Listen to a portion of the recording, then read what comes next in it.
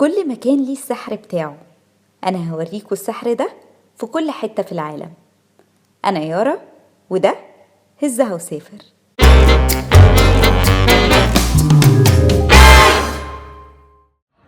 حلقة النهاردة عن ماكاو. احنا في الكازينو ما بلاش ناخد حاجة جوه. ماكاو هي لاس فيجاس بتاعت اسيا، صغيرة جدا وجميلة جدا، عليها احتلال برتغالي لحد سنة 99 وهي تعتبر اجدد اخر بلد كانت محتلة يعني في العالم كله. لو اي حد جه اسيا فعلا لازم يشوفها، هي غالية جدا، فحتى لو قدرتوا تيجوا ليلة او ليلتين تبقى حاجة حلوة قوي.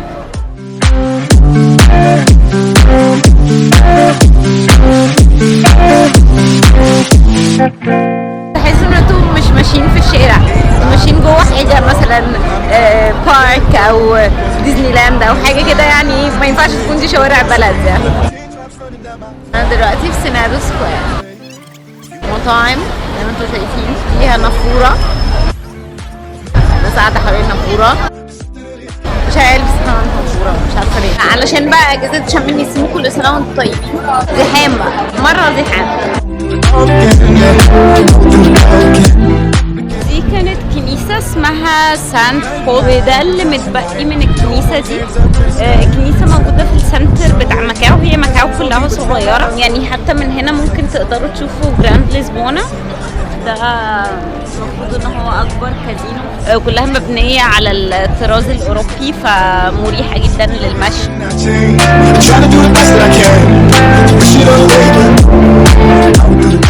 ودي بقى فورتاليزا دو مونتي.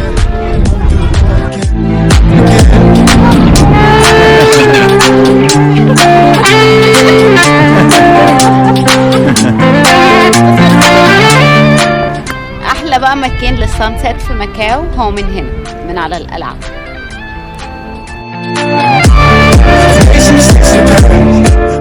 من هنا هتشوفوا حاجات كتيرة جدا. اللي هناك ده ماكاو تاور، وده جراند لشبونة. ورايا هنا هتلاقوا الكنيسة. ماكاو كلها حواليا هي مدينة صغيرة جدا، هي دي ماكاو. حاجة جوه، مفيش حاجة جوه، مفيش حاجة جوه، مفيش حاجة جوه.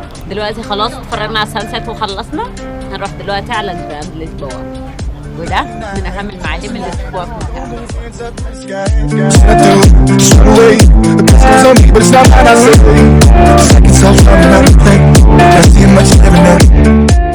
احنا في الكازينو، اسمه تصوير كمان فاتنا ما بلاش ناخدنا في لحظة بيش.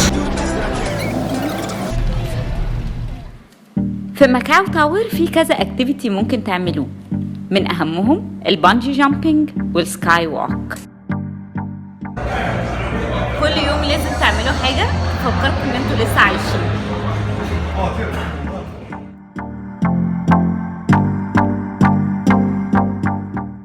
احنا دلوقتي في ماكاو تاور، كل اللي بيحبوا الادفنتشر بقى والحاجات دي لازم يشوفوا انا هعمل ايه دلوقتي.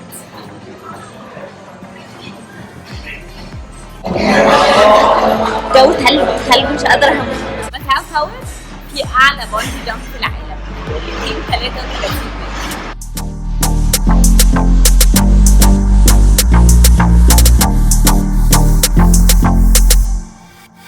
يما